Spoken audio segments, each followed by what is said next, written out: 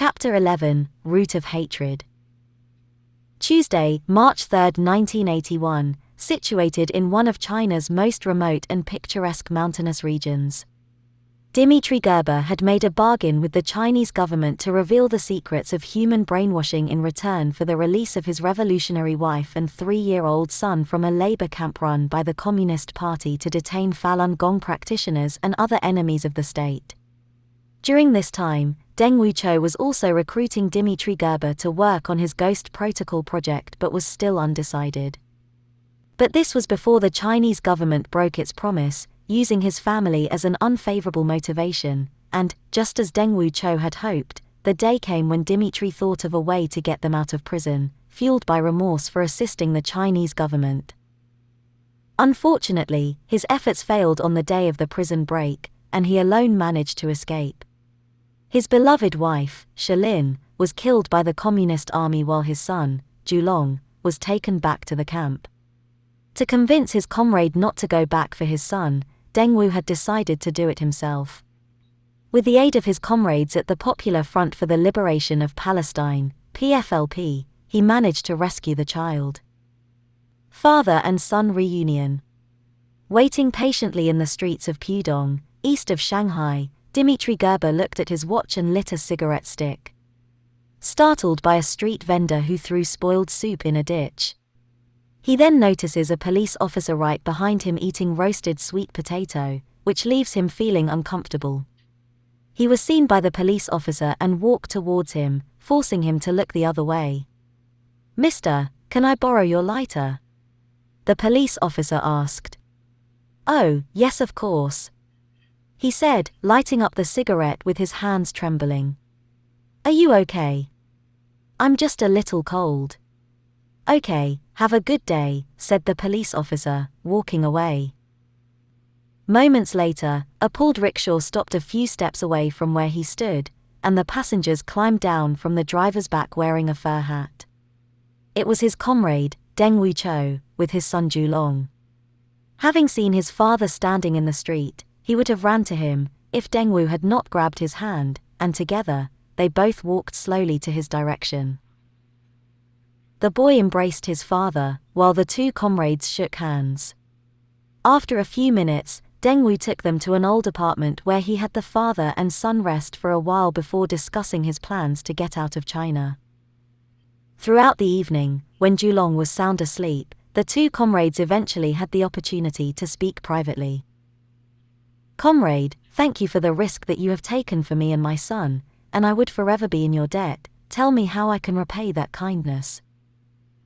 Having handed him their documents, Deng Wu began to discuss the details of his plan with Dmitry.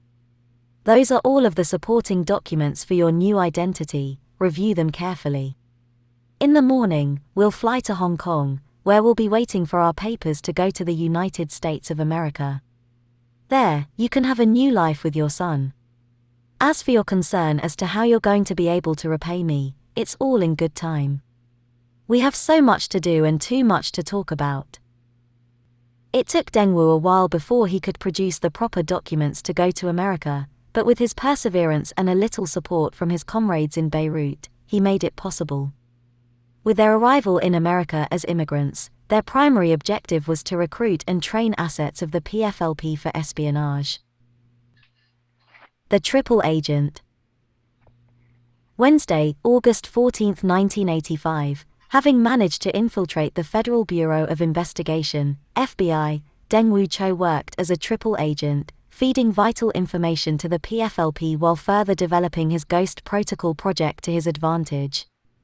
Introduced as the ultimate reverse engineering tool for white hat hackers, the Ghost Protocol had an analogy similar to a one-way mirror where only one side can see through the other, with Dmitry Gerber lurking in the shadows using the agency's resources.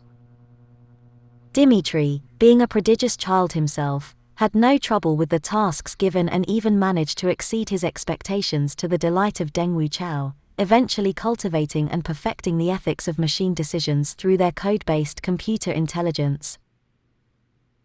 In the end, what they created was a supercomputer capable of making human-like decisions, narrowing the number of complex choices to the most optimal ones. The years had passed, and the two comrades drifted apart. But although the two had gone in their separate ways, Dmitry Gerber continued sending dirty money to Dengwu's hidden account as his fair share, but when the day came that his remittance had also ceased, he felt worried for his comrade. Unconcerned about the money, Dengwu attempted to contact his friend Dmitry, wanting to know his condition but failed. By this time, the Yūrei attacks have become more aggressive, leading to significant cyber incidents within a series of days. Refusing to believe that his comrade was behind the attacks, he worked tirelessly, day and night, to uncover the true identity of the person who carried out the attack and who was now in charge of the Yūrei. Working in front of a series of custom stainless steel server racks, Dengwu Cho was trying to work on the Ghost Protocol programming algorithm to identify the location of its alter ego. Without flinching a muscle, he began writing a series of pseudocodes, including a code clone detection algorithm that did the trick. But because of a miscalculation, this action had significant repercussions. The agency had discovered the hidden backdoor, which had compromised his cover in the FBI. Dengwu Cho was imprisoned shortly after being apprehended and captured red-handed.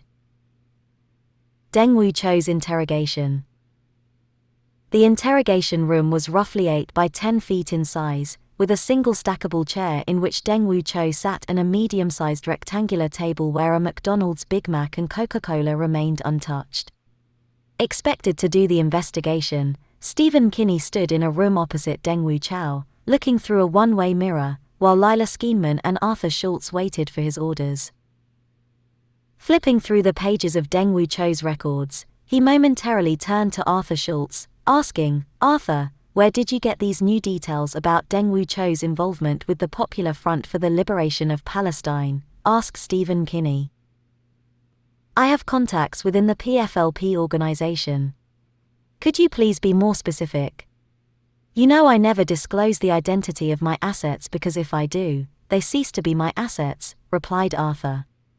With a heavy sigh, Stephen turned back his attention to Dengwu Cho and said, "I'm going in," before dragging an office chair out the door and into the interrogation room.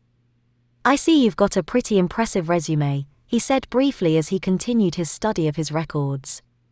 A Chinese defector with a summa cum laude degree at the age of 12 and an average IQ of 250. Creator of the Ghost Protocol project, and we recently learned from an asset inside the PFLP organization that $250,000 had been put in your head for possible treason. Brief pause. "You know, we've decoded all of the codes you've collected. It was a thorough list of activities done by the Yūrei. You couldn't have obtained that information unless you're an asset." "Dengwu, listen," Stephen said while he maintained his silence.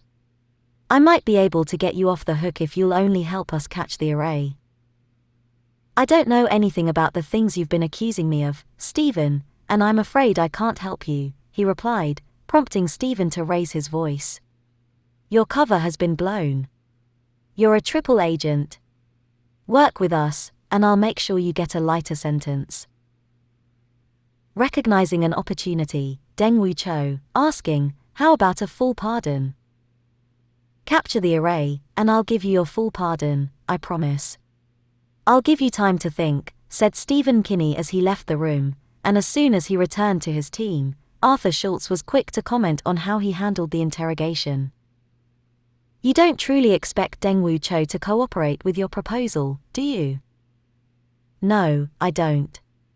Since I'm putting you in charge of the investigation. This is your chance to demonstrate how things should be done," said Stephen Kinney, receiving no objection from Arthur. The sins of the father. Wednesday, July 10, 1991, sitting in the dark trembling, with his arms wrapped around each other for hours in an Indian-style position, with the heavy drapes of his windows completely closed, Julong Gerber struggled to control his condition. Watching Boris Yeltsin's inauguration as Russia's first president on his 13-inch sharp Linatron color TV, his father suddenly knocked at the door.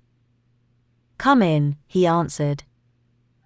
As he entered the room and opened the lights, Dmitry Gerber sat beside his son, laying his hand against the side of his neck to check his temperature. Your temperature is still high, and your blood pressure hasn't dropped below 200/120, which is extremely life-threatening. I think we need to go to the hospital. No, I'll be all right. The SEM imaging has already shown so much progress, and the mind uploading is nearly complete. I can already feel the array creeping within me. Son.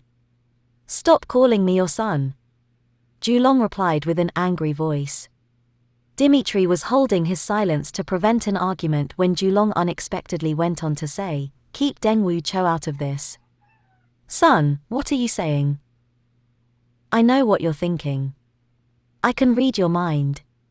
You're planning to contact Dengwu Cho, aren't you? Julong said as he started shaking, leading to a convulsion. Dimitri tried to contain the shiver by embracing him, but he knocked him down onto the floor. Not knowing what to do, he picked the phone and tried to call his friend, but the phone was thrown into the wall by an unseen force. Julong had already developed telekinetic capabilities. Son, please let me help you, he said, concernedly. Stop calling me your son. My name is Yūrei. Go and get the serum, we need to triple the dose, do it now. Having so much love for his son, Dimitri Gerber watched as he transformed himself into a monster. Feeling confident that he can manage to simulate Dengwu Cho's success on his own, he inadvertently underestimated the serum's effect, gradually replacing Julong's memories with those of the array. It wasn't what he wanted for his son, recalling the days when his confidence took control of his judgment, persuading his son to go through the WBE program, promising to unleash his subconscious mind. It was a big mistake. After the shots were administered, his son's trembling subsided and went to deep sleep for 2 days. During this time, he wanted to call his comrade for help, but he was hunted down by the thought of betraying his son. Instead, he worked day and night to find a solution for the error he had made, not knowing it was too late. Just as genetic memory is passed to a person when they are born, Julong has begun to inherit artificial intelligence from the array via genetic transmission. With a condition similar to that of Dengwu Cho, having a broken amygdala, Julong's response to the whole brain emulation program was astronomical, amplifying his emotional response to extreme proportions. After 2 days of sleep, he was a completely different person. He was more focused, eating healthy food, and emotionally detached. He wasn't acting aggressive or affectionate, and Dimitri didn't realize what he was planning until he started working on his computer. Years had passed, and Julong had tripled his hacking activities as the infamous Yūrei, stealing billions of dollars from the government and the big corporations for the sole purpose of financing his master plan to be immortal. Pulling off the greatest heist in history was not a problem, but rather, it was finding the person who was both a genius and a fool to carry out his orders. And he sees these characteristics in the person of Japanese billionaire, technology entrepreneur, and philanthropist Peter Katsuyori. Taking hold of Peter. Watching the development of Tent Robotics with its large collection of prodigious scientists working on neuroscience, artificial intelligence and advanced robotics to improve human senses and anatomy, Julong had finally ended his search. Seeing how ambitious Peter was, he started sending him a series of emails, announcing himself as the array. But, seeing that his messages were being ignored, he began to send profound equations to every scientist at the Tent Robotics, enabling them to convince Peter by themselves, and with the promise of infinite knowledge that would boast his experiments to gigantic proportions, Peter and his team began to accomplish groundbreaking results with the proper guidance of the array. Their success in artificial mind uploading was the first breakthrough worthy of the Nobel Prize, followed by the development of extrasensory perception of chimpanzees, but there was a problem. Their efforts were futile unless human subjects were used, which is deeply disapproved by the experts. At this point, Julong knew he had no choice but to intervene in person to force his plans to materialize. Now that the array had stolen their attention, Peter Katsuyori gathered everyone at the lab and made an announcement. People, please, gather around. I have an announcement to make, he said, yelling at the group of artificial intelligence and neuroscience experts working at their respective stations. Waiting until the very last staff member was in front of him, he began by saying, "First of all, let's clap our hands for a job well done." Everyone gave themselves a big round of applause. As you may all know, through the substantial bonuses you received on your paychecks. Brief interruption by the shouting at the back. It is clear that all you have made me very proud of our achievements, but as much as I want to send all of you to the Bahamas, there is still more work to be done. That's why I'm giving you the extra help that you deserve. In the light of our groundbreaking achievements, I have decided to hire a new chief operating officer to ensure that none of your concerns remain unattended. His name is Paul Takuma, and he will report by the end of this month. Let's all give him a warm welcome once he arrives, Peter said, ending the announcement. While the others were returning to their stations, Dr. Ken Jung Chow approached Peter to clarify things, saying, "Peter, can you spare me a few minutes?" "Sure. What can I do for you, Doctor?" "With regards to Paul Takuma. I'm surprised that you haven't mentioned him before. Don't get me wrong. I don't mean to question your judgment, but don't you think your decision is too hasty? We haven't even met the man yet. His appointment was ordered by the Yūrei, wasn't it you who persuaded me to seek his allegiance?" "I see. Doctor, I'm going to be blunt with you. I'm noticing that the Yūrei is beginning to demand a lot from me. For the sake of us all, I hope we didn't make a mistake in trusting him, because I'm starting to see a trend in the direction he wants the company to go." "You don't approve of Paul Takuma's appointment?" "To be honest, Doctor, I'm not sure what to think. For some reason, the Yūrei is trying to speed up the operation, and I don't know why." Placed under too much pressure, Peter was in a not-so-good mood that day of Paul Takuma's appointment. He was furious and out for blood as he rushed into the conference room to meet with his new chief operating officer, Paul Takuma, to apologize. Discovering that Human Resources had interviewed him before deploying him to the floor, he fired his HR manager without justification. Briefly adjusting his necktie and composing himself, he opened the conference room and reached out for a handshake. "Hi, you must be Paul Takuma," Peter said, shaking his hand after entering the room. "I'm glad to meet you, Mr. Katsuyori. Just call me Peter. I apologize for the confusion at Human Resources. I assure you that I never tolerate any incompetence among my employees. There's no need for an apology. I'm looking forward to seeing the progress you and your team have made," said Paul Takuma. "That's good to hear.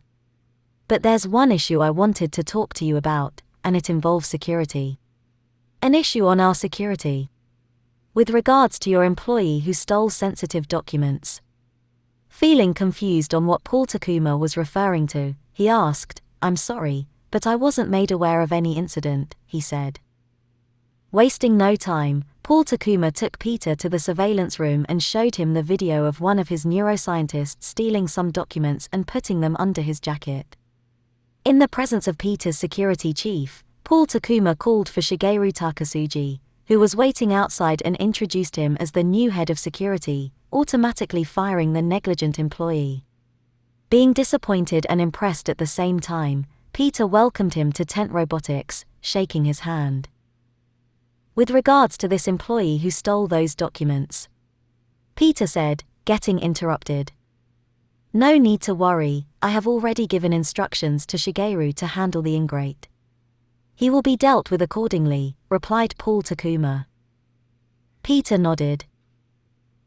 With the appointment of Paul Takuma, Peter began to notice that he was receiving fewer encrypted messages from the Yūrei, and soon he was reading in the newspaper with the headline, "Tent Robotics neuroscientist found dead in his apartment," dated Wednesday, July 17, 1991.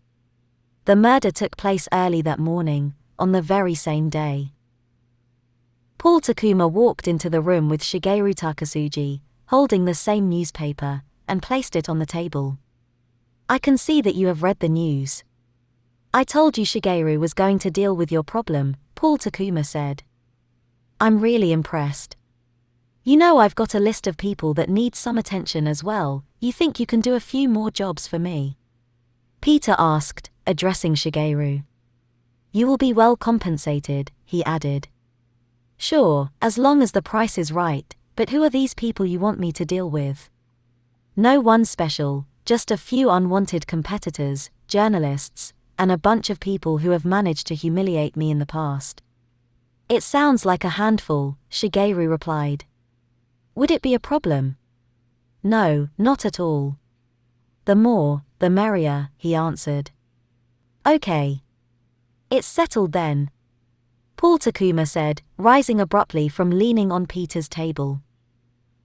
"Shigeru is going to destroy the obstacles, while we start bringing in human subjects.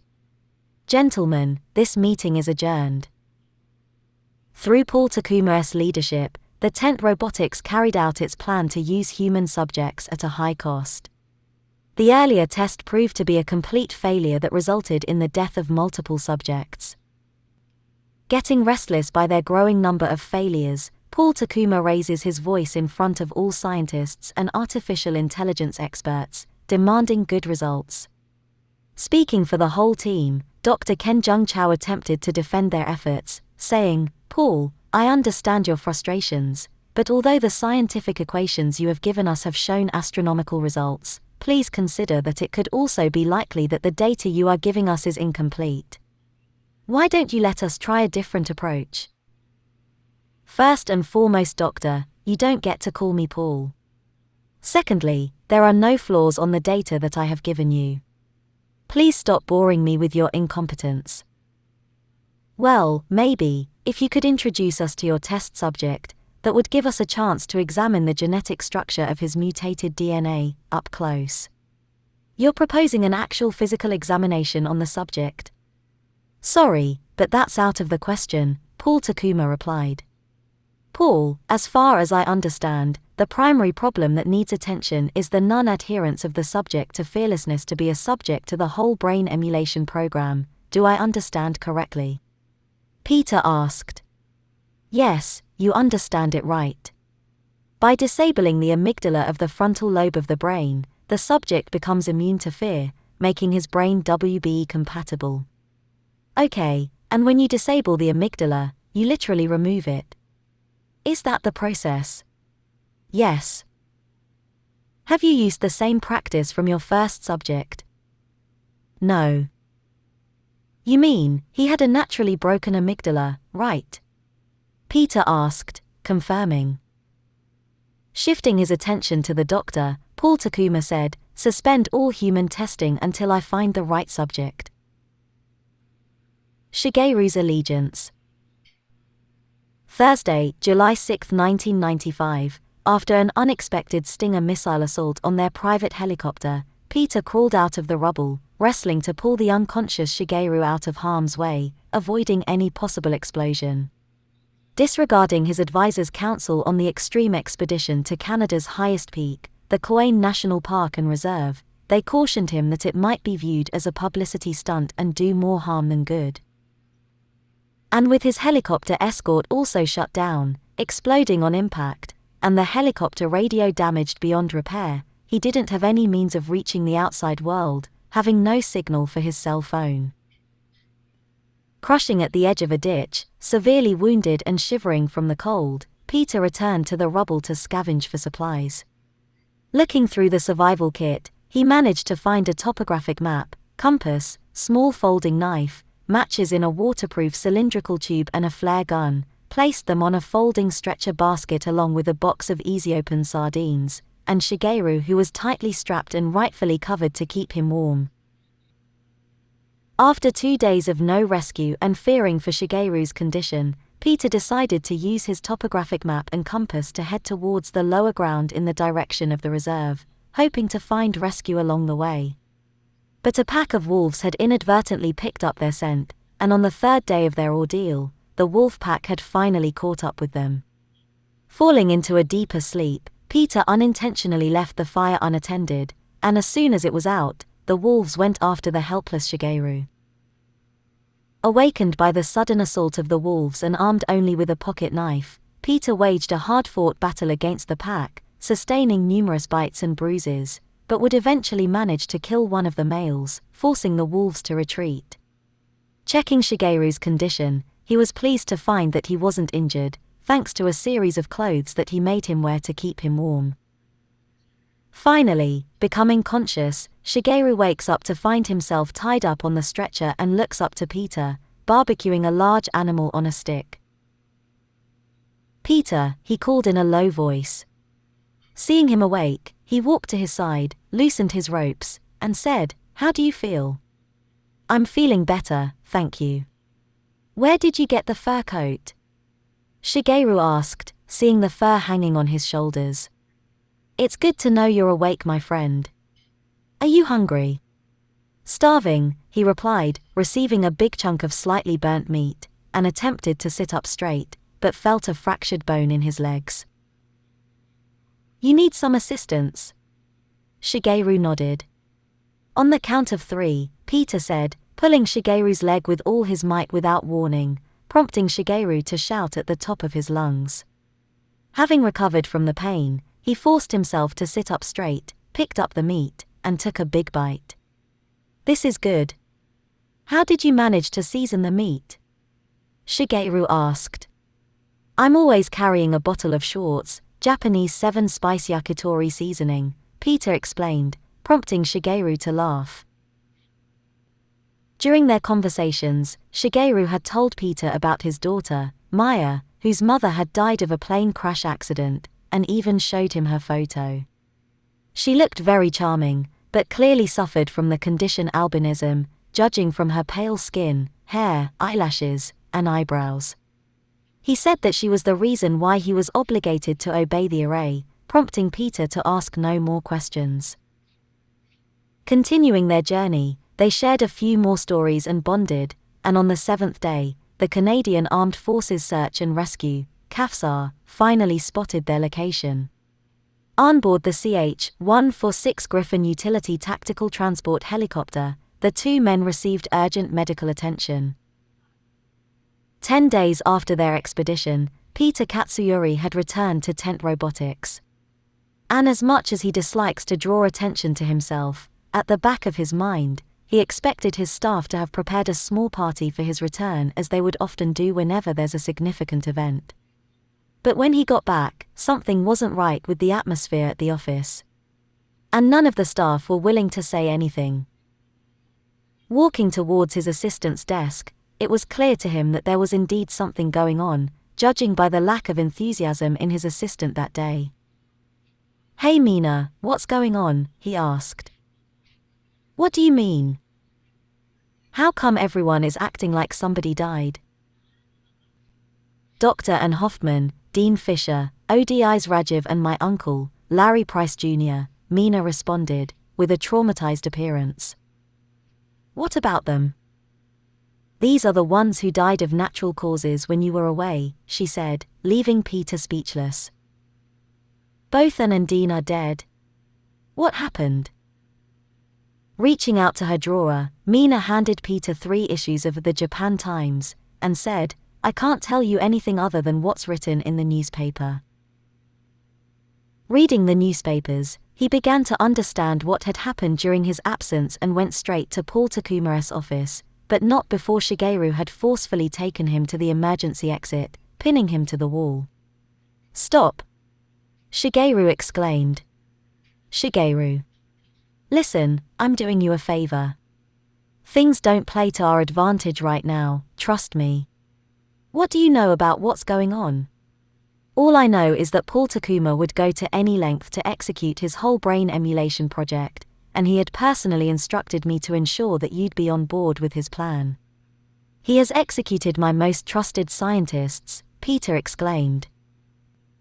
"Yes, I know, and he will do the same to you and my daughter, if you don't comply." Letting go of his grip on Peter's collar, Shigeru sat on one of the steps and sighed. "Why are you so afraid of him? Paul Takuma is not your average psychotic hoodlum, Peter. He has gathered the most elite assassins to carry out his plans, and I'm supposed to be their general. I was given to you as a gift to make sure you comply. Otherwise, I'm supposed to kill you. I'm sorry, Peter, but it's either you or my daughter. I understand, Peter replied, sitting on the lower steps opposite to Shigeru. I'm giving you my permission to follow his orders once that day comes. But until that day, can you keep this as a secret? So that I can find a way to get rid of Paul Takuma and the Yūrei. Shigeru nodded. As Shigeru suggested, Peter submitted himself to the Yūrei. Absorbed by Paul Takuma's greed, he didn't have any problem making sure that none of his staff were disobedient, and kept their mouths shut. While maintaining the legitimacy of the company, through their technological advancement and state-of-the-art projects, Peter had kept a special team who dealt with sensitive issues under the supervision of Dr. Kenjung Chao. Soon, they were developing weapons of mass destruction, with the inclusion of a few poisonous chemicals like anthrax, which they sold in the Middle East.